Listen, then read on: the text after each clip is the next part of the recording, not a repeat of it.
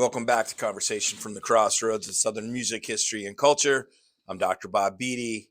Guest in this episode is Charles Davis, who's the front man for the Macon Music Revue, a really great collective in Macon, of course, founded on the principles of the Preservation Hall and the Preservation Hall Jazz Band in New Orleans.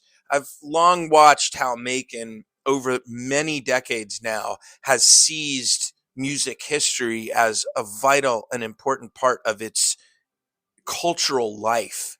And the Macon Music Revue, Charles' efforts there, and a whole bunch more that you will hear about are an essential part of the continuation of the legacy of both the Allman Brothers Band and Otis Redding and Little Richard before them in Macon, Georgia. If you hear us saying things like, as I told you before, it's because we did an entire episode and I forgot to record it. So this is take 2, Charles Davis, Macon Music Revue. Every town, every community that has a past that it trades on. And I don't say that as like in the Disney World sense. And I spent a lot of time in Orlando and in local history in Orlando. Yeah. But I mean in the sense of New Orleans does it, to a certain extent Nashville does it, Macon does it, where it, music, it's music history and it's music drives its history and culture, or its music is part of its history, and it drives its culture, continues to. It has this long legacy in Macon. It begins before Little Richard, but if we're gonna say rock and roll begins somewhere with Mr. Richard Penniman of Macon, Georgia, and it does. It comes through Otis Redding and his tremendous short-ish career, and then of course where I began, Duane Allman and his very brief career that kind of permanently puts Macon on the map at the studio that Otis was building with Phil Walden. So we can still acknowledge Otis there. At different times, I've been going to Macon since 1997. I've seen the transition. I've seen it when it was a lot more boarded up. When I first went there, Capricorn was still boarded up. Yes, it was. Phil Walden's offices have always looked like that. Mama Louise still owned the H&H and was still running it. Yeah. There was no fence around Duane and Barry's grave. So Macon began, that was around the time Macon began embracing this side of it. Kirk West and Kirsten had bought the big house. They had the little archives room there, and there was a movement going. It's been a long time in coming till Macon Music Revue kind of gets put together. So talk about that, the project, who's putting it together, who are the players that kind of put you guys in the room, your story about being selected as the front man. And, kind of the journey, give it some time to talk about the journey with like Macon Music Revue coming to, and then I think we'll get into the set list and the album a little bit. I'll let you tell the Otis, the Zelma Redding story. I really do want you to go on the record with that one. Because you were like, I am going to tell this. And the hairs on my arm stood up a little bit. I go, I have a feeling I'm about to hear something really good. So I want to hear, that's one of my favorite stories. Redding family has blessed me, but I want to hear a little bit more. Okay, I'll set you up and then let you just sort of roll with this one for a little bit. It's your past. It's your story. So we'll go, like I said, we didn't talk about this before, but since we're going to start with this, we'll take it to this point. The way I look at it, had you told me my life was going to be what my life is right now 12 years ago, I'd have laughed in your face.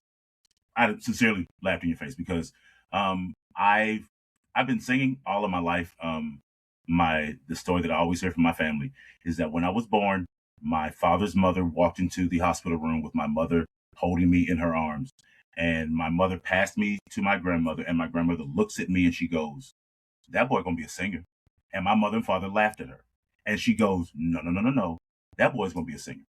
And so we go by singing around the house all of my life. Didn't do it for years outside of like singing in the car or singing at the house until I made the mistake.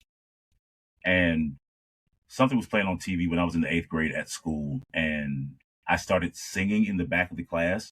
And all of a sudden, the girls turned around to see who that was singing. And when I realized, oh, people like it when I sing, I started doing it a little bit more. And I did it. I sang a little bit in high school, not a whole lot, and then just stopped almost completely singing because I had the dream of doing it, but it didn't seem like the dream was going to work out. And so I started focusing on other things. And I happened to run into a guy named Pop who his brother needed somebody to sing a hook for an R&B song, for a hip hop song. And I went, okay. And I went and did that, and we recorded the song. And here at the Macon City Auditorium, they had an award show that they were going to perform at, and they were going to do the song that I was singing on. And it's the only time I've done this. I stood in the back of the Macon City Auditorium with my head down, microphone to my face, did not look up, did not move, just stood there and sang. Mm-hmm. When we got done with that show, we went back to their apartment, and these are like some hood guys, okay? These are rappers.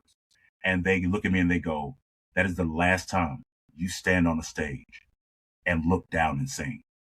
You're too good for that. No. So every single week, they wrote a song, I sang a hook, we performed it. They wrote a song, I sang the hook, we performed it. And they broke me out of that. Okay, so there's that piece.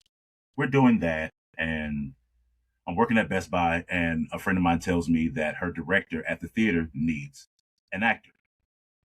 Okay, I said, black guys don't do theater. And she goes, oh, Charles, you have no idea what you're talking about. I'm going to tell him that you're interested. You have an audition. Okay. Went down, did the audition. Jim Chris tells me, okay, you got the part. We'll see you at rehearsal on Monday. Excuse me? Like what are we doing here? So I started doing theater. I've done theater from then to now. I've probably been doing theater about 12 years now. And theater gave me a different type of training. I've never gone to school for singing a day in my life, but I think theater is what trained me, because I had to learn how to emote in front of a live audience every single night, doing the same thing. So that's kind of where people learned about my voice. I started doing the radio station. They knew I had sang a little bit there. But it wasn't until I was asked to front a band, which is the first time I'd ever been asked to do that. Once again, kind of thought that was past me at that point. I was like, okay, well, I'm doing this radio thing now. I've done theater. Okay, cool. Like I've had my opportunities, but maybe that's not what I'm supposed to do. Maybe that just won't be what it is. So whatever. But I got asked to be the front man for this band that was going to do weddings and things like that. And wanting to get back out there and actually do something musically outside of the theater, because I've been singing all the stuff in the theater. I mean, I got to do all the big stuff. I got to play the Beast in Beauty and the Beast. I got to be the Tin Man in The Wiz. I was in Les Miserables. I've done all of the really big stuff, but I hadn't done anything that was to my core what was me, which was just singing regular songs. And the opportunity came to be the front man for this band. We formed the band Charles Davis and the Velvet Sound and started performing around Macon and Middle Georgia. And then my boss at the time, Wes Griffith, former owner of The Creek and current owner of all the stuff with Moonhanger, and Lisa Love with the Georgia Music Foundation, wanted to put together this preservation style band for Macon music. And so we came up with about a 50-song playlist and came up with the Macon Music Revue and tried to make it as Macon-centric as possible, highlighting the big ones, but actually shining a light on the people that created the great music that people might not have known about, like a Howard Tate and people like that wrote and produced for a lot of these artists that came through here but didn't get to shine. And we cut our teeth at Historic Grants Lounge for a year and a half doing that before we made some changes in the band, which was weird for me, because I'm a person that likes, once I get a certain groove around me, I like to keep that around me. And what I didn't realize was that everybody has to be all in on it for it to work the way you want it to, right? And so we, in order for the band to grow, we needed to make some changes. Um, and so we did. About a year and a half in, we changed our lead guitar player, which is a crazy thing to do for a band, to change out your lead guitar player. And we switched out our bass players, and we brought in Dustin McCook to play lead guitar. We brought in Evan Bensel to play bass. We brought in Ethan Hamlin to play keys, and Caleb Melvin remained there as our drummer. And in all honesty, that's when the Macon Music Revue became the Macon Music Revue. It was when those changes were made that we evolved. And as we cut our teeth at Grants every Wednesday night playing this music, and people started recognizing it and inviting us to do things, going to Nashville and performing at Americana Fest, going to South Carolina and performing for Garden and Gun. It made us tighter. It brought us together as a group. It gave us opportunities that we never thought would have happened. But it also showed us that when we take this Macon music outside of Macon, the love that is had for it is astounding. Especially when they realize, oh, I've known this music all my life. I just never knew it came out of Macon. And that's what it is. So yeah, the review was born out of, to me, a necessity to preserve what we have as far as our musical legacy that we borrow upon, as you said, in the best way that we can. But then also to show that the future of music in this town is just as bright, and the players are just as good as they were before. And to me, I think that's a great mix of the two that we have with the review. Music is a really great interpretive tool for history. It's a really great way to understand culture. It's a great way to understand where you are today, where you were. I also know from playing music, from studying it, from listening to it, etc. It's a communal, communal activity. It's certainly in the South. Yeah. It is a part of our culture. It's, certainly in the Black church, very different in the white church, I'll say. But understandable. No, I get it though. I get it. Hillbilly music or country music, blues is now a part of everybody's background. Mm-hmm. Even hip hop, which is a all of this is a communal form of music. And Macon's music is like, look, my entree is the Allman Brothers. Gotta do my plug. Play all night, Dwayne Allman and the Journey to Fillmore East. Yes, sir. That was where it started for me. Yeah. And I start to peel the onion, and the layers. Mm-hmm. And so you guys have a catalog of, like, you said 40, 50. How many are you playing today? Okay, it started with a catalog about 40 and 50. We are probably now close to 175, 180 songs in our master playlist. We're creeping upon 200 on there. And the reason why we did that is because we didn't want the shows at Grants to be stagnant for us, let alone the audience that comes to see us. So if you came to see the show 1 week and then you came to see the show 2 weeks later, we didn't want you to see the same show. We wanted you to hear different music and to experience something a little different. So we were constantly changing out set lists. We kept some of the biggies in there. We knew we always had to have, in any Macon Music Revue playlist that we ever set up, we're always going to have Otis. We're always going to have Richard. We're always going to have the Allman Brothers. We're probably always going to have a James Brown song in there.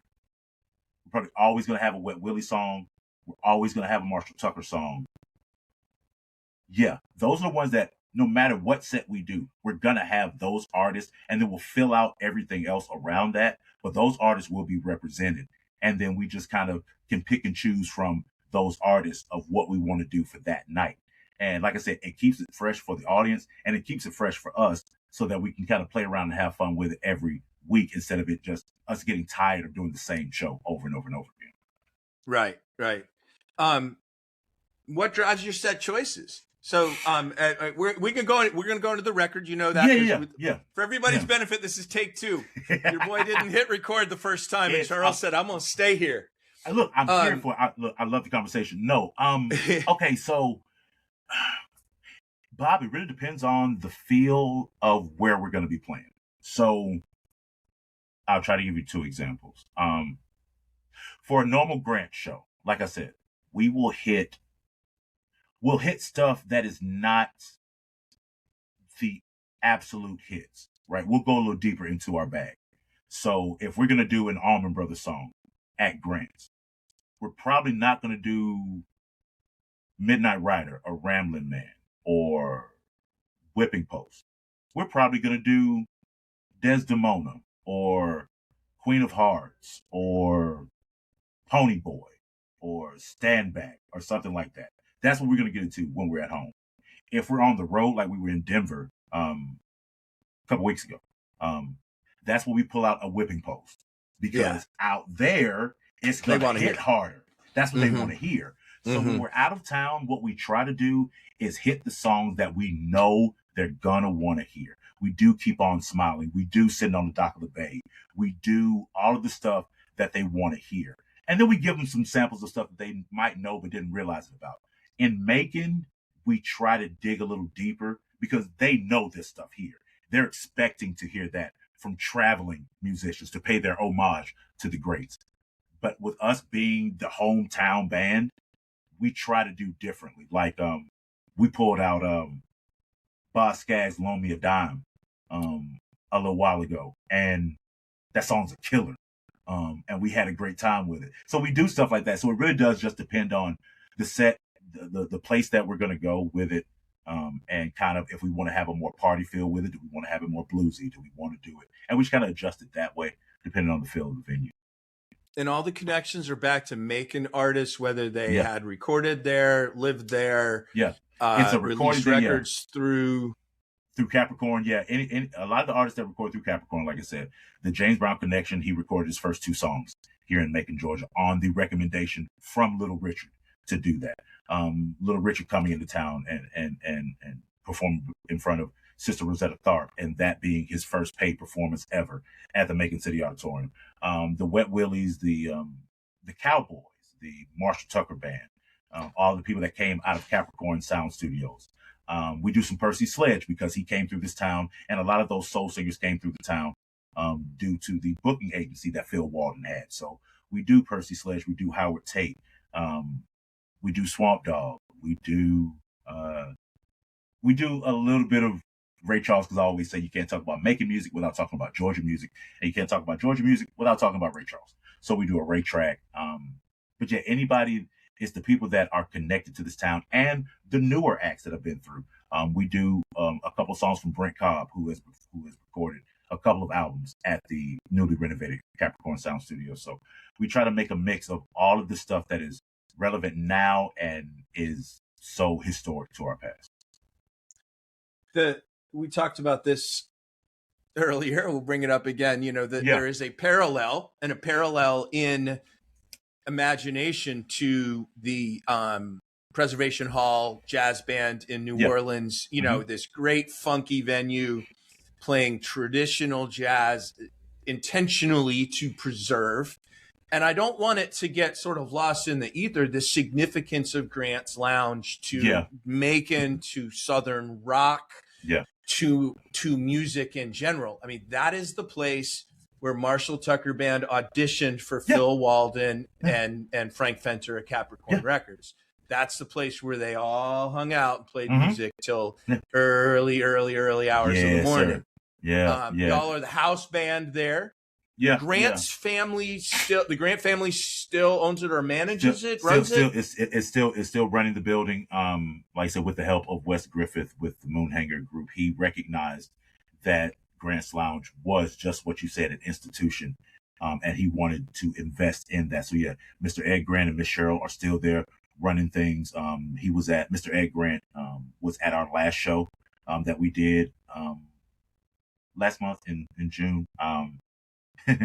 It was great to see him, because when we talk about the formation of the Macon Music Revue, in the very beginning, it took some building because we were doing this on a Wednesday night. And nobody really goes out on a Wednesday night. I mean, that's a weird night to go out. And I remember sitting outside Grant's one afternoon before we were going to perform, and Mr. Grant, Mr. Ed was there. And I sat down and I lit up a cigarette and I was just sitting there and he goes, "How you doing?" I'm like, "I'm all right, Mr. Grant." He's like, "Okay, good. I just want y'all to know this is going to build. Give it some time. It's going to take some time to get there, but y'all just keep doing what y'all doing and y'all will get there." And I said, "Thank you, Mr. Grant. I greatly appreciate it. That's what I think too." And I'd be damned if he wasn't right. Once it got going, the crowds appeared and he showed up at our last show and it felt just like, God, I just got chills thinking about when he came back there. He came back into the green room and he looked at us and the first thing he said was, "Welcome home, fellas." And we said, "Thank you, Mr. Grant." And I told him on stage, I was like, everything that you said turned out to be exactly what you said it was going to be. And as you said, Bob, to be a band that played a residency there for 3.5 years, at a place where anybody and everybody who wanted to go to Capricorn and be a Capricorn artist had to audition there first. The stage that the Tuckers Martha Tucker Band performed on and auditioned on is still there. That is the original stage at Grant's. They have renovated the building. It looks great. It is a phenomenal space, but that stage is still the same stage. And the ghosts are in that building. The energy of those artists are in that building. It's a phenomenal place with a lot of phenomenal stories of bands that made it and bands that didn't make it then, but turned out to be legendary artists. The the one that just I just die over is the fact that there was a band that came into audition for them at Grant's, and they got on the stage and they said, what's your band name?" And the lead singer says, "Band name is Mud Crush." And they go, "Okay, cool." And they play for him. And at the end of the day, the people at Capricorn said, "Yeah, thanks, but no thanks. Don't really like the name. Don't really think it's going to be what it is." And they go, "Okay, thank you so much for your time." They go away and they come back as Tom Petty and the Heartbreakers. And that's how that, so to know Tom Petty's played that stage, like it's so much that has happened in that building. So like I said, once again, to be playing that music in that building is just an honor to do it anytime we get to. Yeah, place matters. And, again, that's an important part of my toolkit as a historian, as a scholar, as a student of the world. The term I use, stole it from my buddies, Earth School, as a student and eternally in Earth School. Place matters. And like you say, you can feel it. And we're going to go across the street, if you will, just a little bit down the road. I'll give some history for everybody. The Capricorn Studios closes when Capricorn goes bankrupt, late 70s, early 80s. At different times, they try to revive it. Eventually, the whole outside is in really bad shape, but the roof always stayed on the actual studio. So sometime, I guess, in about the last decade or so, big effort through Mercer University and through some private partnerships, they've completely restored Capricorn Studio. Beautiful room. I think they always called it Capricorn Studios, but there was only one ever. There's only one. Yeah.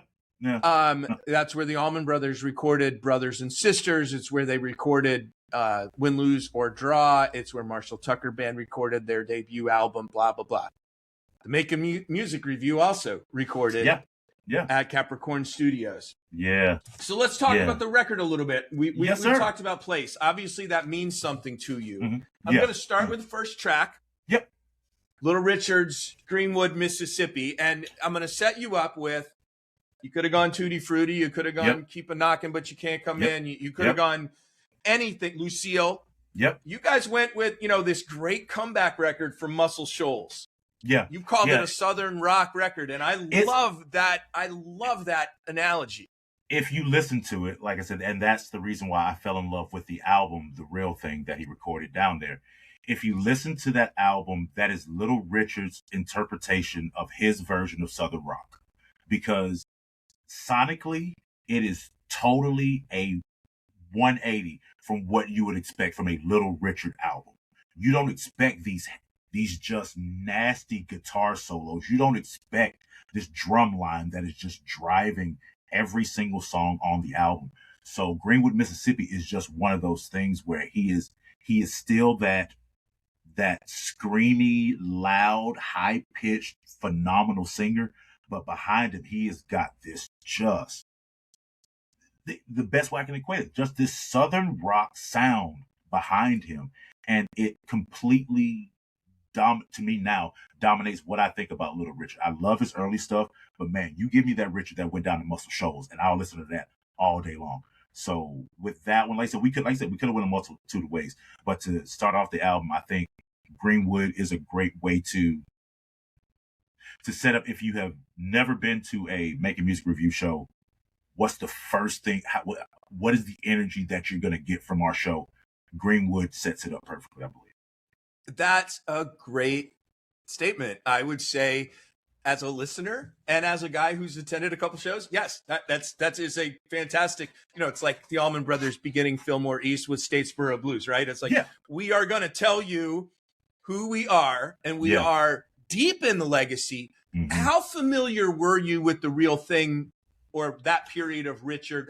What is your familiarity with Little Richard? So it was like I said, I had listened to a lot of Little Richard when I started working at the Creek radio station. We played a lot more of stuff, and like I said, we played a lot of the early stuff, the Tutti Fruttis, the I Saw Her Standing There, Lucille's, all of that. I Can't Help It, all of that. But then I had a show with a good friend of mine who was with me, who's still here, but started the station with us, Anthony Ennis. We had an afternoon show on Fridays, and every Friday we would start off our show by playing Freedom Blues from that album. And that's where I found out about that album, was when we found that song. I went, excuse me? Like, this is a Little Richard I've never heard before. And Freedom Blues, we could have done Freedom Blues because we do that in our set. It's just this, like I said, it's to me the best version of Richard. The architect of rock and roll, he is that. But I love the fact that, as I told you before, he came back on that Real Thing album like he had a point to prove. Like somebody had made him mad. Like somebody had said, oh no, Richard, you can't do this no more. And Richard said, hold my makeup bag real quick. I'll be right back. and went to Muscle Shoals and recorded The Real Thing and showed them, no, I am just as good, if not better, than I was back in those days. Nothing's changed. I'm still the same dude. I'm just a different version of that. And that's when I really dug into the album, because like I said, it's my favorite Little Richard album now of all time. Really. It really fits, Charles, the way that I feel about the Allman Brothers. I'll say, like, I've long live the Allman Brothers band is something I've been saying. It's on my brick at the big house. I've been saying this for 30 years because, and my premise is, Duane Allman died in 1971, but the band didn't die. And I'm really grateful for that, because you know why? That's why I'm talking to you today. Legit, right? It has made my life infinitely more interesting. And my point being, I discovered them in the 1990s, saw my first concert in 1993, because I was 7 months old when Duane died. 8 months old, So I discovered them through Little Richard's, the real, their version of The Real Thing, which was the albums they were putting out in the 90s. And there's so much to treasure. And this is why we're going to get into Otis and we'll get into Duane too. But there's so much to treasure in these later period records. And as I've gotten older, I've begun to appreciate them so much more. Like the records you're talking about with Little Richard, The Real Thing. Buddy of mine loves a very late period Johnny Johnson, Chuck Berry's pianist. Had a really great record in the 90s, because you're seeing them in a whole different light. It's like Greg's Laid Back versus Southern Blood. Yes. That's a mature artist at the end of his life. Laid Back is a young man. He's a young man who's facing a whole lot of shit in his life and pours himself out in it. Yeah, so you're right about that. And, I want to get this point in. There's a fantastic I Am Me. I forgot its name. I Am Me, the documentary on Little Richard. I will pump it all the time. Yeah. Because there's on The Real Thing, he is sweaty, full makeup, hair up. He's looking beautiful. And one of the things that movie addressed that I think is critical is he's a queer icon. Yes. And he ran from it, found Jesus. That was Yeah. that time period, and Yeah. ran away from it and Yeah. struggled with with that entire thing, just like a lot of people do with sexuality. He pushed his gender lines, but I can only imagine what it was like to be queer in the 40s in Macon, and as poor as they were. I know the neighborhood they came from. Yeah. I've driven, that there. Yeah. How difficult that must have been for him to be that human. Yeah. I mean, to be, as you said, if it would have just been him being black in Macon during that time, he had enough struggle with that alone. That would have been enough.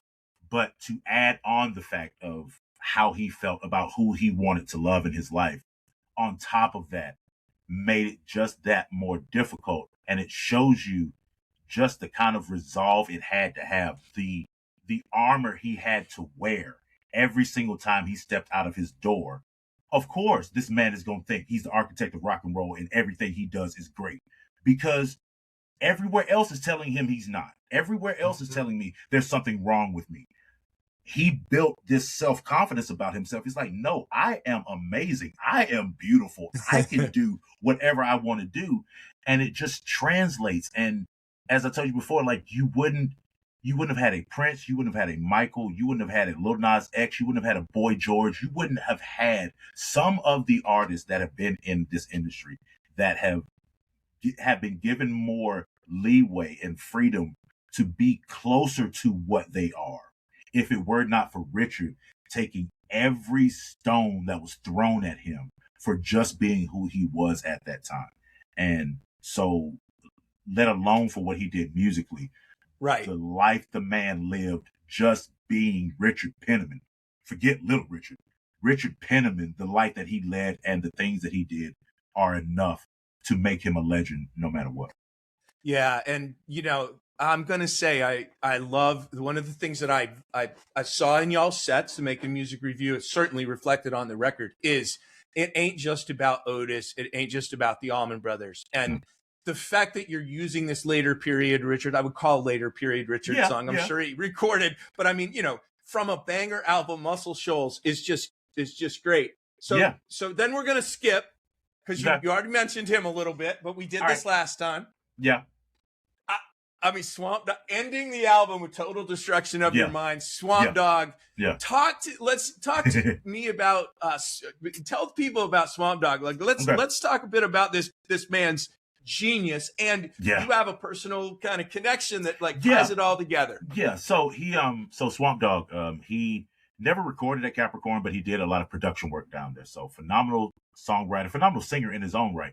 But like I said, I was really first introduced to Swamp Dogg after watching the Mike Judge show, Tales from the Tour Bus, where they did a Johnny Paycheck episode. And I realized that Swamp Dogg wrote my favorite Johnny Paycheck song, Don't Take Her, She's All I Got, because that's a great song.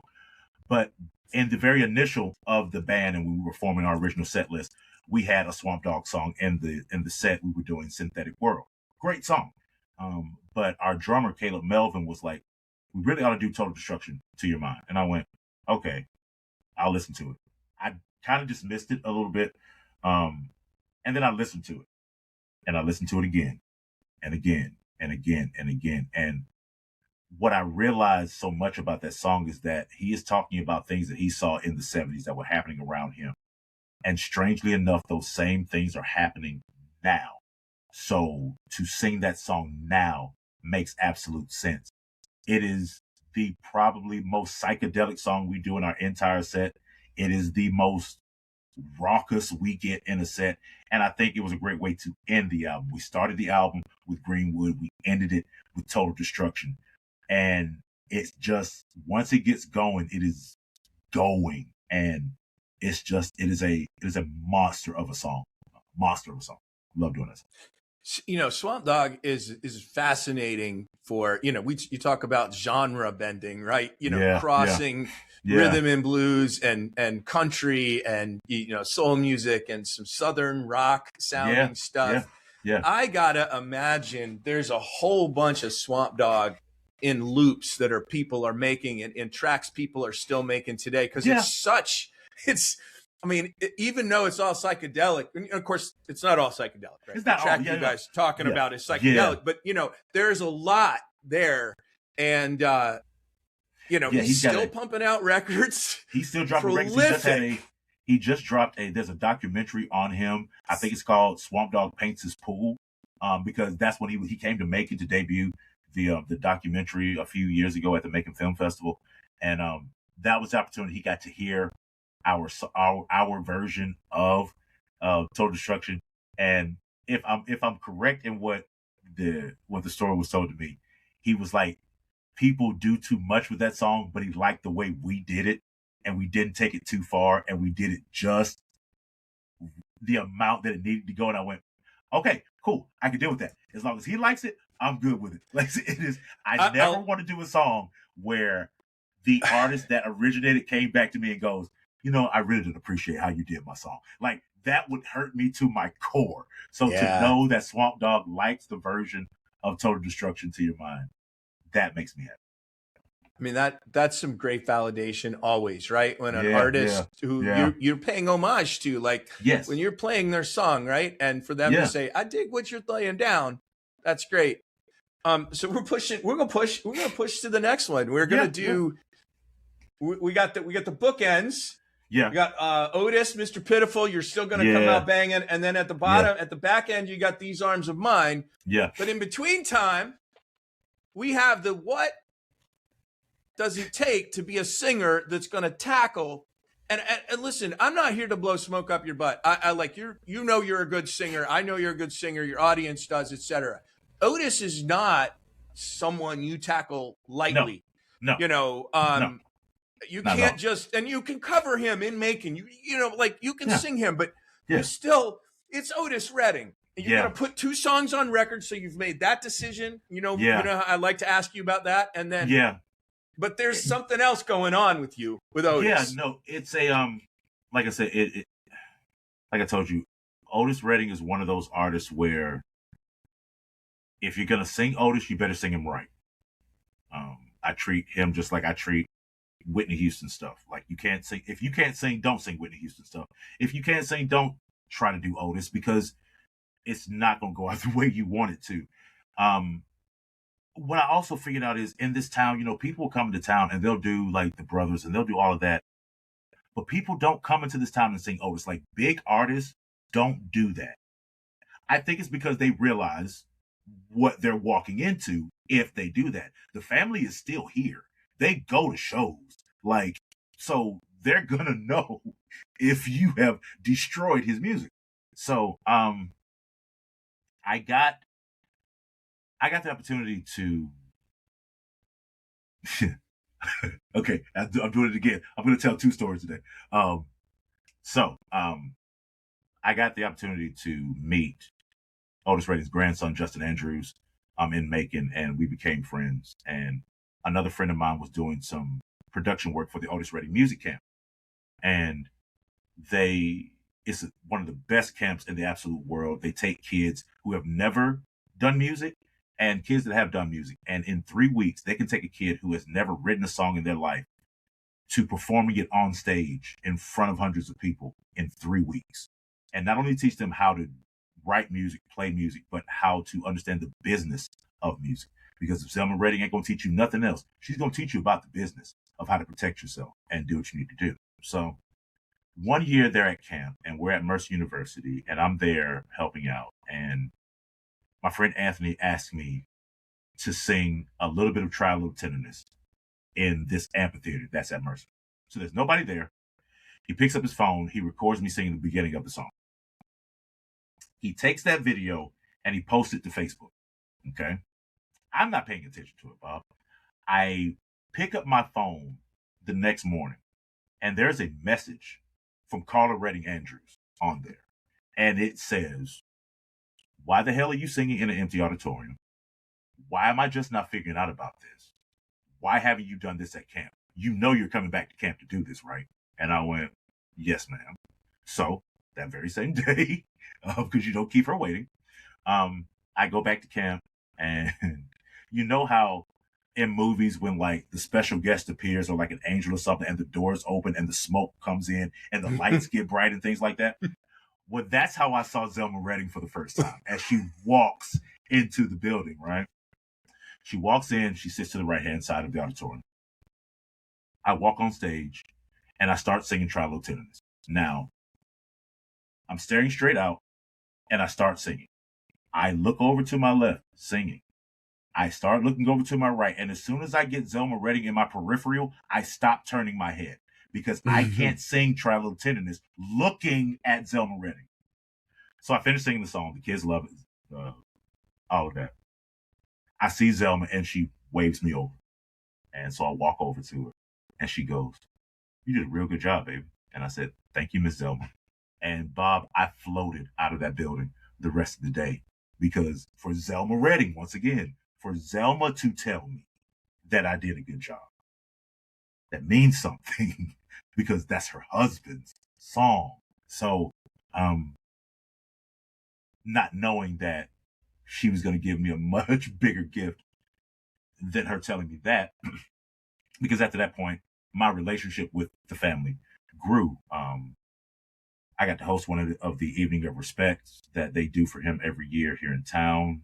And then on a random Saturday, I get a call from one of my good friends, Justin Andrews, her grandson. And he says, "Hey, my grandma want to talk to you." And I'm like, "Why does everyone want to talk to me?" "Well, she got something to ask you and she been talking about it forever. And she's like, I need to talk to Charles. So I gave her your phone number." "Okay, Justin." So I hang up the phone with him. I'm standing there waiting. My phone rings. I don't know the number. I walk out of my front door and I sit on my steps. And I pick up the phone and she goes, "Hey, baby, this is Miss Zelma." I said, "Hey, Miss Zelma, how are you?" "I'm good, baby. Listen, I got this idea and it's something I want you to do. I want you to record some of Otis's stuff. Now, I don't want you to do Dreams to Remember. I don't want you to do Sit on Dock of the Bay. I don't want you to do none of that. I want you to go through his catalog and I want you to find 2 or 3 songs that you want to record. And I'll produce it. I'll make sure that it gets paid for. We'll get it recorded. We'll put it out. I'll handle all of that. But I want to do this for you. I want you to do this." And I probably sat there for probably about 15 seconds in silence. And she goes, "Baby, did you hear me?" And I said, "Yes, ma'am, I heard you. I'm just trying to process what you just told me." And she said, "Yeah, babe, I want to do this for you. So you just let me know. You come on over to the foundation and we'll get you set up." I hang up the phone. I immediately called Justin back. And I was like, "Justin, did you know what your grandma was going to ask me?" He was like, "Yeah, I knew." He was like, "Why didn't you tell me?" He was like, "Because she wanted to tell you." I said, "Okay, cool. Wow. Thanks for leaving me out of the loop for that." But then I asked him this too. And I said, "Bruh, how many people has she given that access to?" And he goes, "None, really." And I'm like, "Okay." And she did. She opened up the vaults for me. There's no Otis song I can't do. Whenever I decide that I want to record these songs, she's ready for it. She has given me that. And to know that she doesn't give that to artists that are established, like to people who could really do something with this, she's giving that access to me. And I cherish that. And that's probably the reason why we do 2 songs on the album. We do so many more Otis songs than that, but we will forever honor the legacy of what they have laid down and what they have done for us as a band. So I am forever grateful to that family. Forever grateful. We could say it begins with Little Richard, and it does. Of course, he doesn't make his fame out of Macon. It begins with Otis, Yeah. and Phil Walden. You got to get the white hustler Otis and who Phil, can help if the it black was not, dude. if it was because at the time, Bob, Otis could not have become what he became without Phil. Because at that time, there was no way for a black man to be able to do that. He had to have that. Luckily enough, he found one that he found, and he got a Phil Walden, and the 2 of them being able to navigate those waters during that time is amazing. Yeah, Walden, I think if you were to look at the contracts he had with Otis, were probably very fair to Walden and unfair to Otis. And I think there were some discussions towards the end of Otis's life to get out of it. That certainly happened with the Allman Brothers and everything else. However, you can't also say that he wasn't using the money he was making, investing back into trying to make a break and make these bands happen. the Very Allman true. Brothers and Otis included. Mhm. But without Otis, without that studio, I want to acknowledge Capricorn Studio began as Yeah. Red Wall Studio. Yes, it Otis did. never recorded there Yeah. that I know of, but he was, No. you had mentioned the family had said, and it's one of those what ifs. Any artist that dies young, you have these what ifs, right? Yeah. What Yeah. if Dwayne Allman had not died in the motorcycle accident? What if Barry Oakley hadn't? Yeah. What if Otis hadn't gotten? Yeah. What if Buddy Holly hadn't gotten on the damn plane? Right? Really. Yeah. Really. So you mentioned though, you've asked the family. You have your own thoughts about where Otis was going, but the studio Capricorn, what that became Capricorn Redwall, was a part of the next step for Otis. I mean, he had that was his vision. phenomenal success at Monterey. Yeah. He had recorded Dock of the Bay before he died, obviously before he died, but it had not been released. Yeah. They had the studio. So where was Otis? Where do you think Otis was heading at that? So, what is your and theirs, families? Yeah. So Digging this story? I know you are. Head to longlivetheabb.com, hit subscribe there, maybe upgrade to a paid membership. Vitamin ABB, trust me, I'm a doctor. So yeah, it was, as we said before, to lose him at the age that we lost him, but especially to lose him at the spot that he was. Like I said, he was coming off Monterey, an entire different genre had just found out about him, and he was about to completely explode. And that's the reason why Dock of the Bay sounds the way that it sounds. It has this broader feel to it. It doesn't feel like an R&B song. It's because Otis was coming out of that. He was ready to make music that had a broader appeal to it. And so, he was in the process. Redwall, that studio, they were building that, and we lost him. And so, I've asked his grandson Justin multiple times, especially when we were hosting a show together. And I asked him, I was like, what was your grandfather going to do? What was his next step? And, the things that Otis loved was music and education and with kids. So he was going to focus on that. But Otis was about to move into the production side. Otis was about to start putting out artists. And I just have this feeling that I think Otis probably would have done maybe one or two more albums, and then O would have stepped back, and he would have became what I feel like Chet Atkins became, like the producer, the taste maker of what was happening in town. And I think that was his next step. I think cultivating sounds versus him being the main entity in it was, I think, part of his next step in the evolution of what he was going to become. And there's no telling what he could have created during that time. No telling. Yeah, when I had your walk-up music before, I was playing Otis at Monterey just because it's I don't think he would have ever stopped performing. I don't know that any artist with that, but it's a grind to tour. Touring's a grind. Yes, it is. Touring kills people. Yes, it killed does. Otis, right? Yeah. So wanting to get off the road, to step back, he also had young children. Clearly he and Zelma had an incredible relationship that has endured. And in thinking about, you talk about Otis loved music and he loved kids, he loved education, right? He loved children, he loved education. Yeah. And big important part of his generation, educational achievement was a really, really, really important part. Yes, it was. It still is. I'm not saying it's not anymore. But during that time, especially with African Americans, it was the only way out. You were going to get out is if you had a good education. So that the focus on education was huge in the community at that time. It was. It just was. The first thing newly freed people did was start churches and schools. The very first thing they did. First thing. And so that, it's interesting. And it's interesting legacy because Zelma has done that with her work. And two of the pickers in the band on the record, I know that Dustin has moved on, but are legacies like Will the Circle Be Unbroken? The Carter family gave us that song. We all sing it. It's a memory of when things are fine again. That leaves a very unbroken circle that they're playing Otis Redding songs on this record at Capricorn, having come through his camp pipeline. Yeah.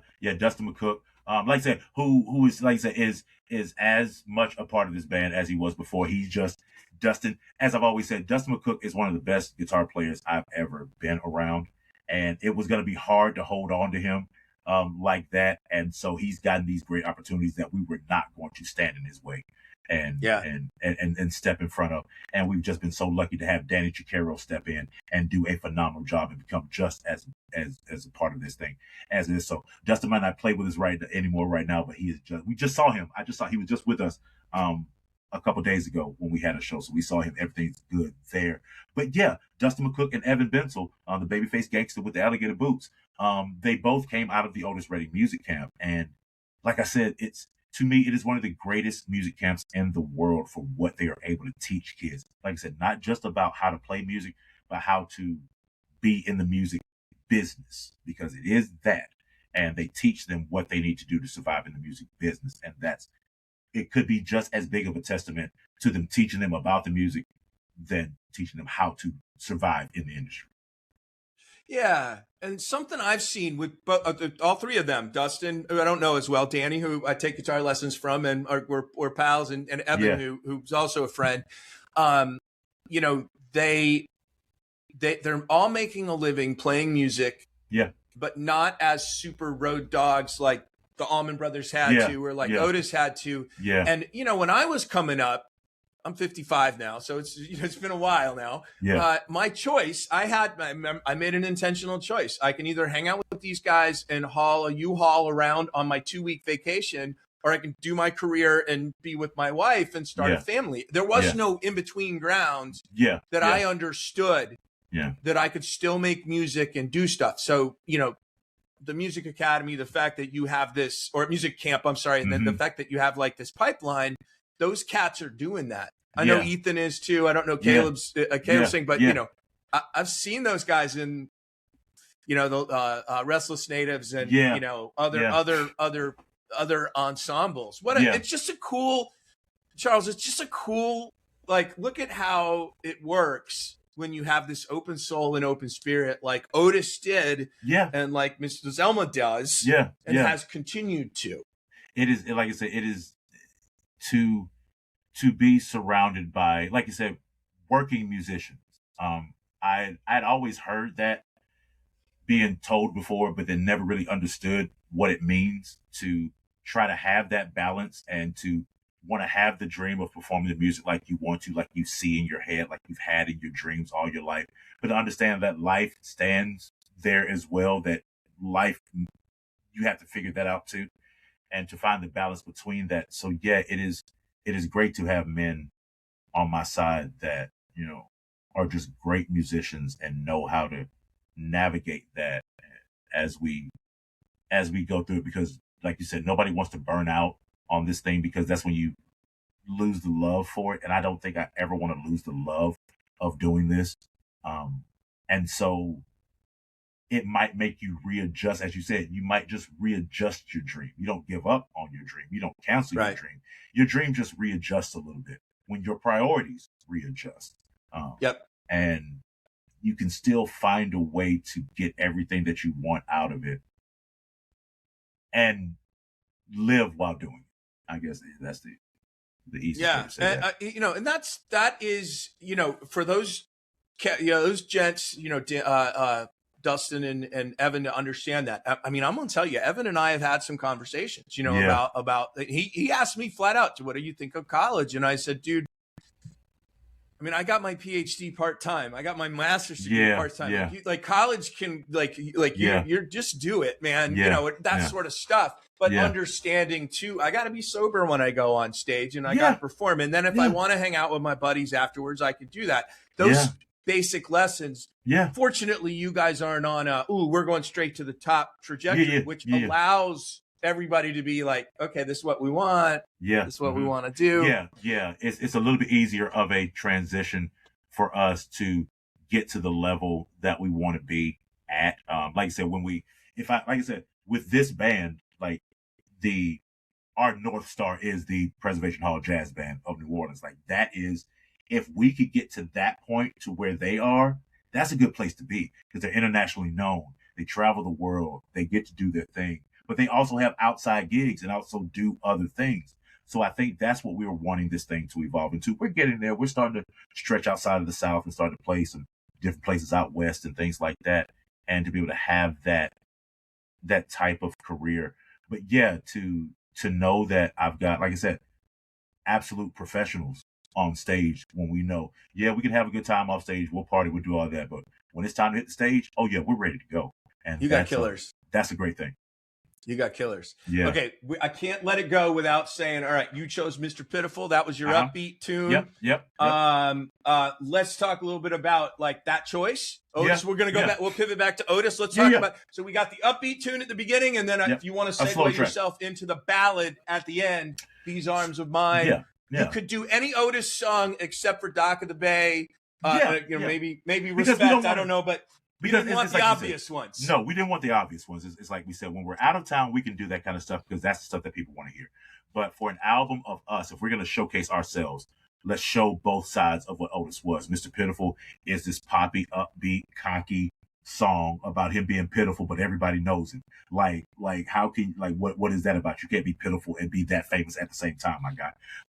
So and that good looking. That's what I'm saying. Come on, my dude. Like, you pitiful? Like, come on. Unfair. Let's be real about that. That's not right. So yeah, to have him be just this vulnerable but yet cocky, poppy, bouncy track with Mr. Pitiful is a great one. And then, like you said, towards the back end of the album, we go into These Arms of Mine, and that one shows off, to me, Otis's range, the way he can open up and sing. And anytime Otis sings a love song, you feel it. Like, he called himself the love man for no reason. Like, there's a reason behind that. There's a reason that he's looked upon like that, because when Otis sings a love song, you know he means it.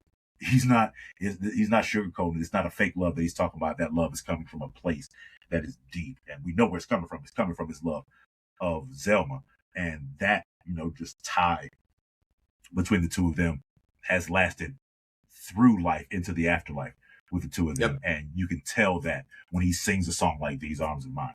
And so yeah, that was our way of showing off that we could have done some other Otis tracks. I think for that album we hadn't really locked in our version of Try a Little Tenderness yet, and that's the reason why that one didn't make the album.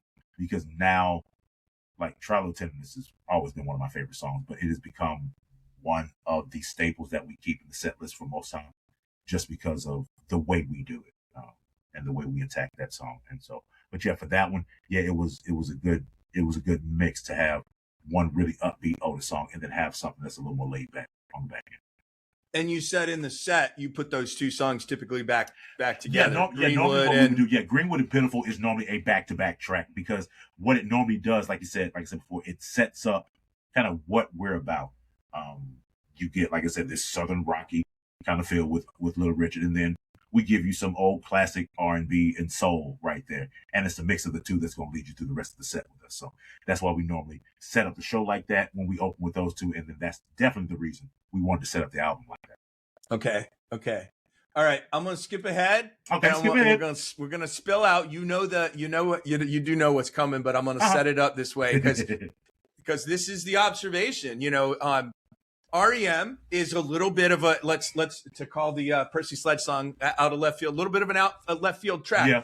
And because I'll say I mean, I'll never be truly happy with my definition of what is and what isn't Southern rock. Yeah. I mean, I wrote it in the book. I talk about it. People argue about it all the time. I don't really don't care. Yeah. But the music of REM, the music of the B-52s, anybody coming out of Athens is different than the music of Macon. Yes. In that it's got a punk influence and not the blues or rhythm and blues or country influence. Mm-hmm. Mm-hmm.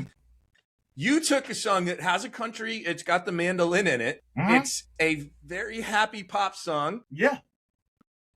And you said, these lyrics, I mean, that's what, I mean, it's like, when I listen to your version, I'm like, man, these lyrics are really, they're feeling this, not what I hear on the other. So talk about the choice of the song and then the arrangement. How does the arrangement come together? Talk about REM, etc. So yeah, we that was one of the songs we had in our set to kind of in the master set list to show, like I said, we'll play music from the past. And as we were just kind of moving through the decades of making connections, Mike Mills. I should say, Mike Mills and Bill Berry are from Macon. I apologize. I jumped in on you. So there is a connection. There is a direct connection. I didn't sew that thread well. There is a Macon connection. Yeah. It's just not, you look and you go, wow. It is what I can't even picture it on the thing when I see the track list. Yeah, Mike Mills went to Northeast High School here in Macon, Georgia, and like I said, they didn't make their beginning here in Macon. REM became REM in Athens. So yeah, you're absolutely right in your definition, I believe, of that. But "Losing My Religion" was a song that we put on our set list, and in the beginning, I was a little worried about it because I was like, I don't want to sing this song like the record. I don't, because to me, and like I said before, I get the reason why REM did it how they did it. You take this very poppy arrangement with these very deep lyrics and you merge them together to get the "Losing My Religion" that you got. So the juxtaposition of the two is amazing. But if we were going to do it, I wanted to do it differently, and I didn't want to sing it like that. Like, I don't sound like Michael's type, so there's no need for me to try to sing it like him. If I'm going to sing the song, I need to sing the song like me. And so we were playing around with the tempo in the very beginning of us just working it out. And Caleb was messing with the drum pattern, just kind of slowing it down a little bit. And then the guitars kind of kicked in, then the bass kicked in, and they were just kind of grooving on this kind of not super slow groove, but it was just this groove that was created. And I was like, ooh, I like that. And then I started singing it over it. And as soon as I got to the first hook of it, I went, that's how we're doing the song. Like, that's how we're doing this. And I think we knew that when people heard it, we were going to get one of two reactions. Either they were going to love it or want to run us out of the building for playing it that way. And from the first time people heard us do that version, after the show, that's the first thing that they say is, oh my God, y'all's version of "Losing My Religion." That is such a great version. Once again, Mike Mills has heard our version of it. He says it's good. Okay, I'm happy. I have no issue with it. Lisa Love, our manager, sent it to Mike, and they've heard it, and they dig it. And so it's, like I say, it's, once again, it circles all the way back to what I was saying before. Like, when you're playing music and the artists that originated dig what you're doing, because Mike could have said he didn't like it. Mike could have said, why did y'all change up our version like that? He didn't. He dug what we were doing. He dug how we took it and made it more of a soul song. To where, in my opinion, you feel it when I sing, that's me in the corner, that's me in the spotlight, losing my religion. Like, that's not a happy feeling. That's some weight, dog, trying to get over you, and I don't know how to do it.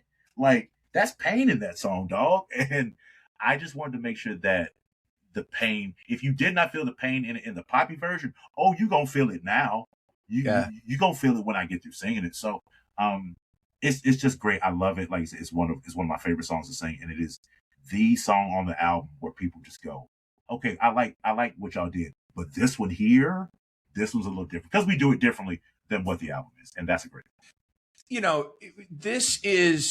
There's a trend in television shows, it has been, right, to take a song like that and put it, take a popular song, take a cover that's completely out of whack, or, a lot of times they'll do like minor key versions, or the whole, those weird vocal and things. But I mean, it is the type of cover that could get thrown at the end of a series and get a lot of attention. Yeah. And it's because, like, it's in the tradition of Dwayne and Wilson Pickett doing "Hey Jude." It's in the tradition of Aretha Franklin, also with Dwayne, doing "The Weight." Yeah. Putting your own stamp on a great song. And that's why Mike Mills would like it. It's why Bob Beatty likes it, you know? Yeah. I appreciate that. Because it does, like I said, it's you can take a really classic song and mess it up very quickly if you don't approach it the right way. And we were just happy that the approach that we've taken on it has worked out. And that sounds so. if you were documenting arrangement credits on that, is that a full band effort on the arrangement then? Did anybody come in and say, let's tackle it this way? No, I think that was a rehearsal. It was literally slow a it rehearsal. down. Like slow legit it down. Bob, like legit Bob, I was standing outside smoking a cigarette and heard them messing around with it and didn't say anything and just kind of was bopping along as I listened to it. And then as soon as I walked back in the door, it was like, okay, whatever y'all are doing here, yeah, let's just run with this and then everything else kind of filled its way out. But yeah, I would say that was a total band just out of a rehearsal type of an arrangement that came out. The way it needs to be. Yeah, it was a good film. Some of the best stuff happens, when you're doing that. Yeah. Looking again at the rest of the list, and I want to mention. You said there are like 5 artists that are in every set. You'll do Little Richard, Otis. You'll do the Allman Brothers, Marshall Tucker, and Wet Willie. Yeah. All but Marshall Tucker are on this list. We don't need to talk about why not. But you've got for the Allman Brothers, you do Stand Back, which is a unique. Yeah. Somewhat underappreciated. The guitarists all think it's the greatest thing ever because that's. Dwayne even said it was his greatest guitar solo, slide solo. Yeah.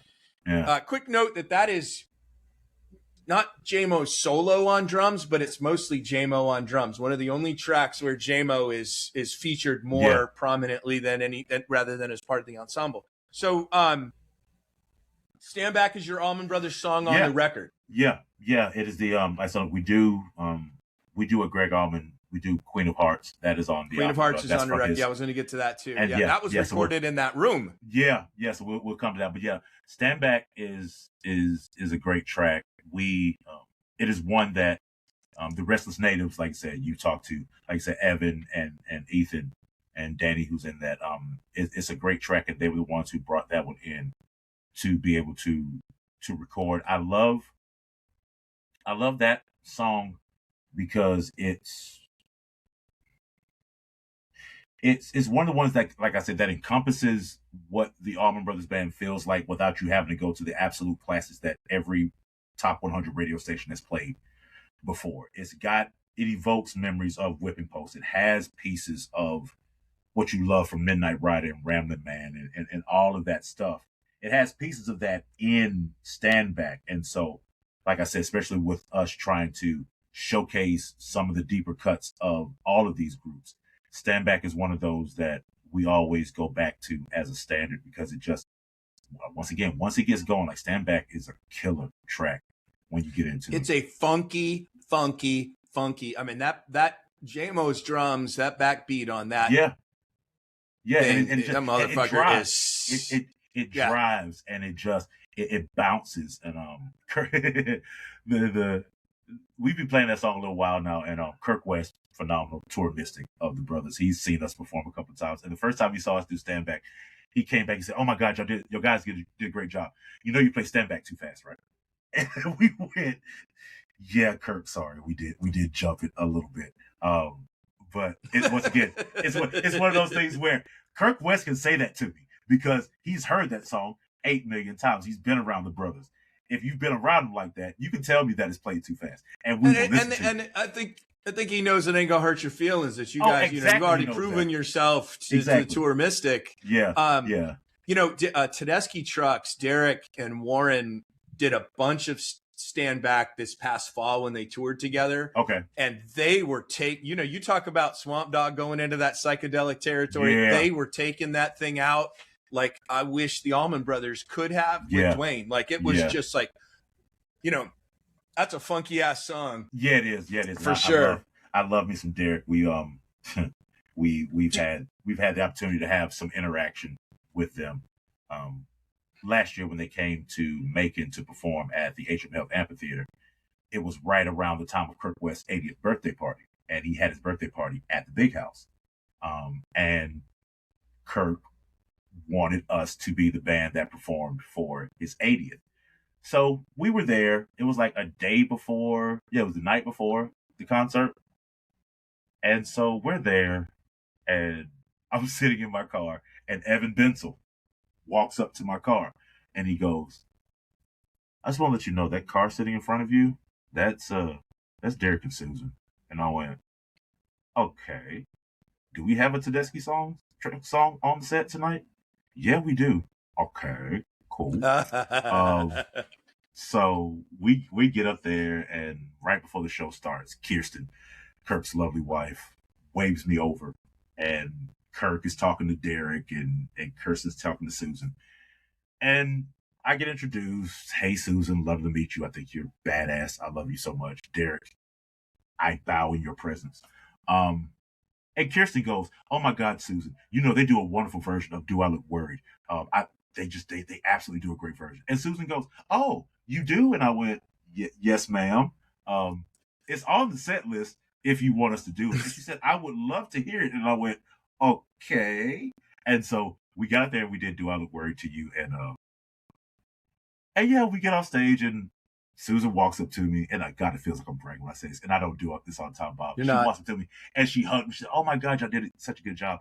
I would love to sing with you one day." And I went, "Susan, don't tell me that, because I will email you every single day for the rest of my life to follow up on that." I walked up to Derek, and Derek said he loved it too. And it was, like I said, it's just that whole ABB family, every iteration of it is just amazing. So yeah, I know Derek and Warren probably do a kick-ass version of that song.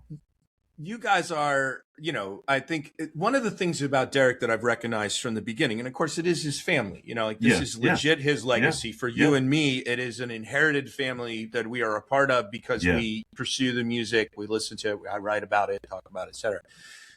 There's a reverence for that part of it, the family aspect, the past that he has, Warren has always had as well. It's something that Macon has kind of nurtured. And I've always respected that from them, from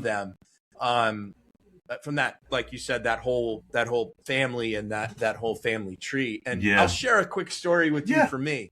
My moment like that. In 2023, so the book came out in October of 2022. So January, the Big Band of Brothers toured with J-Mo played. My buddy Drew Smithers, who's now with Marcus King, was in the band. And Lamar Williams Jr. was a vocalist for them. And so I know Drew from around here. And so I got back after the show, and I'm talking with Drew, and somebody says my name, and J-Mo goes, I hear him from the dressing room. He goes, "Bob Beatty, you're an observant motherfucker." And then he proceeds to grab my book and says, "You know what's so great about this book? You know what you got exactly right?" "I don't know, J-Mo, please tell me." But yes. He goes, "Allman Brothers didn't just play black music like they were pretending. They believed it. They knew it. There was no," and that's a big part of the argument of my book, was there was, and I'm not saying colorblind. I don't put that as bullshit. Yeah. But there was a blurring of the color line that was very intentional on their part, that J-Mo recognized. And that's why this jazz man threw his lot in with these hippies. The music was jazz. He could play jazz within this thing. And that was his main argument. And he told me I got it right. And remember, jazz men, right? To be observant to a jazz man is a big deal, right? It is. To be called a motherfucker by a jazz man, another thing. That's a whole other thing. I may actually tattoo that on my body somewhere. You might as well, just for history's sake. Observant motherfucker. Johnny Johnson. No, J-Mo made me cry, dog. So like when they did the Capricorn Revival show, it was right after they renovated Capricorn Sound Studios, and they decided they were going to throw this big concert here in Macon, just highlighting everything that was going on over there. And like everybody was here. Like Chuck Lavelle was the musical director for it, and everybody showed up. I think Drew was here for that. Dwayne Bez, Brent Cobb, Taj Mahal, Jimmy Hall. I got to sing with Bonnie Bramlett that night, but I got invited to sing on that show. And at the end of my part, that because I sang "Only You Know and I Know" with Bonnie Bramlett, and we got done, and J-Mo was backstage, and J-Mo looked at me, walked up, and said, "Hey, young man." I said, "Yes, sir." He said, "You did a damn good job." And I said, Thank you, J-Mo. I appreciate it. Bob, I walked outside and cried, dog. I walked outside and cried because I couldn't take it. Like right before Jimmy Hall had just said he appreciated what I did. And I was like, thank you, Jimmy. But then for J-Mo to say he was proud of me for what I did, like I walked outside and cried like a baby for like 10 minutes because I couldn't handle it. I couldn't because of, like you said, for him to say that to you, anybody else could have told me that and I'd have been fine. Oh, thank you so very much. I greatly appreciate you. For that man to say that to me, that's a whole nother ball of wax. Again, they don't even have to say anything. No. So they could, if they didn't dig it, they just, wouldn't even share anything. And keep it moving. And it's really great validation because, where your heart is, I recognize as an artist, right? You're like, you are putting yourself out there. Now you have a lot of training leading up to this on stage. Like you have developed your craft very well. But the validation, and it's tough also to receive validation in the moment. You're just like, yes. Especially just walking off stage. Like, it's because you're high already. You're already feeling that there. Here. Yeah, the veil is already thin on my emotions already because like even through all of that, through all the theater that I've done, Bob, I still get nervous before a show. I get nervous for every single show that I do. I don't understand it sometimes. I don't get why I get nervous, but my friend Kim would always tell me it's because you care about it. That's the reason why you're nervous, because you don't want to get out there and not do a good job. And to put a microphone in your hand and to stand in front of people and sing is a very vulnerable thing to do. To perform is a very vulnerable thing to do. And anytime you do that, you add a little bit more to your repertoire. You add a little more courage to your stocks. But to have a legend tell you that you did it good, that'll do. Yeah, I mean, it seems like you've been blessed by, I was going to say the Trinity. I can't think of who the third one is, but if you got Zelma and J-Mo, you've been blessed by the Macon Macon gods, goddesses, etc. It is. It's Bob. Like I told you before, had you told me 12 years ago that Zelma Redding told me I could record any Otis song that I wanted to do, J-Mo told me that I've done a good job, the legends of Southern rock that have come to see our shows and, like you said, actually say they like what we're doing when they can just be silent and keep moving because they don't have to tell me anything. You're right. It is. I've been absolutely blessed. Absolutely blessed. That term gets overwrought, but I can certainly feel it from you. You hear some people say that, but I'm like, you've had this journey, and I recognize a fellow traveler, and when I'm out in the world, and I hear you tell the stories on stage, I recognize, you've got stories, you've got some rehearsal because you got to know the stories that you're telling. There's a heart there that comes out, and y'all are interpreters of this important legacy. I think we touched on this. I don't think we've touched on it this part of the conversation again. But your choices are Macon or like Macon related, adjacent, super adjacent, etc. So you take a broad brush with that, which I think again you have to. There's no purist anything. Like you got to play a set people want to hear, people want to dig. They got to have some familiar things for people to hang their hats on. Talk about like outside of the biggies. Talk about some of the other things that you like to do. Who are some of your favorites that y'all have that you've discovered or that you've seen people hip to? Okay. Like I said, the ones that we get, like I said, the Losing My Religion, every time we play that, people lose their minds about that. I love singing that song. But the ones that I've discovered that I love singing now, like I said, we had Muscle Shoals guitarist Kelvin Holly come play with us a couple months ago, and that's when we did Boz Scaggs' Loan Me a Dime, and I fell in love with that song. I love singing that song now. The version of Nobody Knows You When You're Down and Out that Dwayne and Greg do, I fell in love with singing that song. Like when I really I will sing a song to a certain standard every time I sing it. Okay. That's just how I am about it.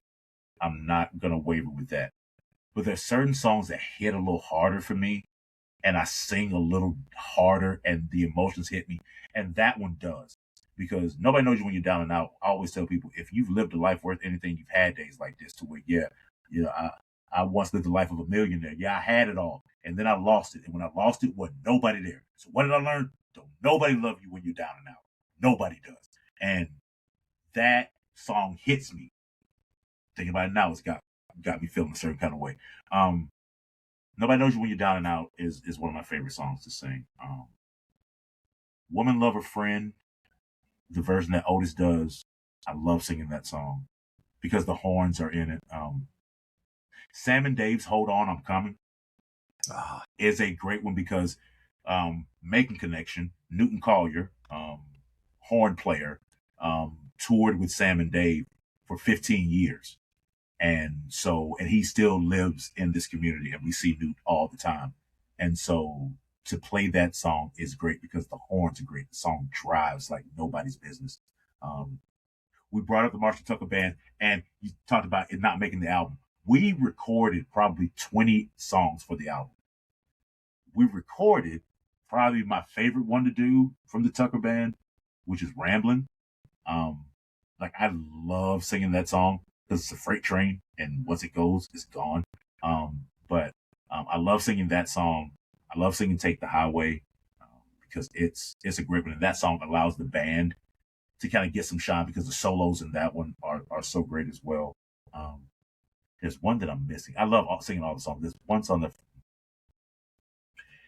Hey Jude, the Pickett, Dwayne Allman version of it, because you mentioned it before. Like, to me, I like their version more than the Beatles version. Oh, me too. I just do. And singing that song just puts me in a place. I have probably cried more times on stage singing that song than I've done any other. Because when I get to thinking about it in the midst of singing that song, something happens. Something comes over me when I sing that song, and it hits entirely too hard. So, like I said, I love a ton of the songs that we do. I love singing She's Got the Katie from Taj Mahal. Like, I love singing that song. Like, I love, but the ones that I mentioned before, those hit me a little harder because when I get to singing those, I get to thinking about things. When I get thinking about things, my brother gets emotional, and the emotion comes out. Yeah. And listen, Hey Jude is, again, I've said this multiple times in this conversation. Otis is where it starts, but Hey Jude is where Phil Walden found his next Otis. Yeah. Found his next artist to hitch his wagon to. Mm-hmm. And so that is the song really around which the legacy, because Otis would, without the Capricorn legacy, things just stay probably pretty underground. Because Macon's in the middle of nowhere. So I don't think I've ever heard you play Hey Jude. I did record y'all doing Nobody Knows You When You're Down and Out when you were here in Nashville last year and that's up. I put that up on YouTube. I'll put that in the show notes because it was like, the interesting versions of covers you do. I find the Sea Level Shake a Leg to be so cool. I know you don't sing on that one, but no, that's me. That's me on that. That's me singing on that. You're singing on that. Yeah, that's me. Well, damn. I think that's a of course you said you've met Jimmy Hall. I'm sorry. Yeah, I looked over Grits Ain't Groceries. Yes. Yeah. You think about Grits, yeah. And Chuck, of course, is an American treasure. He's not just a Macon treasure. He is an American treasure. Yeah, I love Chuck. The first time I ever met Chuck, I was selling him TVs. It wasn't even music. I just sold him a bunch of televisions when I was working at Best Buy. He walked in. God, I am going to tell this story. Chuck knows I've told this story, so it doesn't matter. I was working at Best Buy, selling TVs in the home theater department, and there was this big buzz around the front door. Oh my God, on the radio. Oh my God, there's somebody here. Who's here? Chuck Leavell's here. Chuck Leavell's here. And I go, who? And he's like, Chuck Leavell. Like, what do you mean, who, Charles? I was like, I don't know what you're talking about right now. Like, whatever. He walks back to home theater. I'm standing back there, and I go, hey, how you doing? I'm Charles. He's like, hey, man, I'm Chuck. And I was like, that's a great name to have, Chuck. And from then on, we've been like this. Like, that's my homie. Like, I've loved him for years off of that. And so I sold him a bunch of TVs. And it got to the point where he would come into the store and he'd be like, "Hey, is Charles here?" And like, "No, he's off today." And Chuck would turn back around and walk out the door. And Wow. when I would see him the next time, he'd be like, "Hey, man, yeah, I was here a couple days ago, but you weren't here." And I was like, "Oh, it's all right. What you need, Chuck?" So that went by, and it was years later till I saw him when we started the Creek and started working at the radio station. And they were like, "Yeah, Chuck Lavell's coming up." I was like, "Chuck Lavelle, where have I heard that name before?" And he walks around the corner and I go, "Chuck!" And he's like, "Charles, what's going on?" And so, yeah, that's my guy. Like him and Miss Rose Lane, like those are my people, man. I love them. He's, so much. he could be with the Rolling Stones as long as he was, but it's forever for me. He's an Allman Brother. He's an Allman Brother. He's an Allman Brother. Yeah, it is what it is. Big part of that legacy. Hey, this has been an awesome conversation. Yeah, and Charles, how do people get a hold of you if they want to hear you make a music review? Like, where do you push them toward? So I would say there is the MaconMusicRevue.com, which is our website. It's got all of our info, our show dates. It's got a link to the album that we've been talking about. The album is on Spotify and Apple Music and all the places for that. I host a radio show every Monday through Friday on 100.9 The Creek. That's thecreekfm.com. Yeah, that's pretty much, if I'm anywhere, I'm either on stage performing or on the radio, one of the two. Fantastic, Charles. I am so grateful that you sat with me as long as you did today while we worked our way through this. Good, Bob, if I wasn't loving the conversation, I wouldn't stay. So this has been an absolute pleasure. There you go. Back to that thing. Hey, I got two last questions for you. Yeah, man. Talk to me about the South. All right. Do you consider yourself a Southerner? I know that you you relocated to Macon after many years, but Macon is also home. Like your parents are both from there, or your grandparents are from there. My parents were both born and raised in Macon. I'm a military brat, so I was born in New York, but spent pretty much every summer of my childhood in Macon, Georgia. So I tend to call myself a Yankee with Southern charm. It's like, to me, like, the South is this beautiful enigma. It is, because it's like there are so many caricatures of what the South is. And in some caricatures, there's a bit of truth within them. Okay? So I live in the South that I live in right now. It is very different from the South that my mother was raised in, or my grandmother was raised in. So when I think about the South, I think about what it's been through and what it's given not only the country, but the world. Because of a lot of the stuff that we're talking about, the South has been through so much pain. And in my opinion, some of the best music has come from places of pain. And the Civil War wasn't fought in the North, it was fought in the South. All the damage was done down here. The Reconstruction happened down here. And so with that, and the waterways where music has been able to travel across the centuries, and how the blues and rock and roll and all that got started is from Southern roots. American music has Southern roots. Yes. And no matter what genre you go into, you have to draw yourself back to the South to see where it originated from, in my opinion. So it's, like I say, it's this beautiful enigma of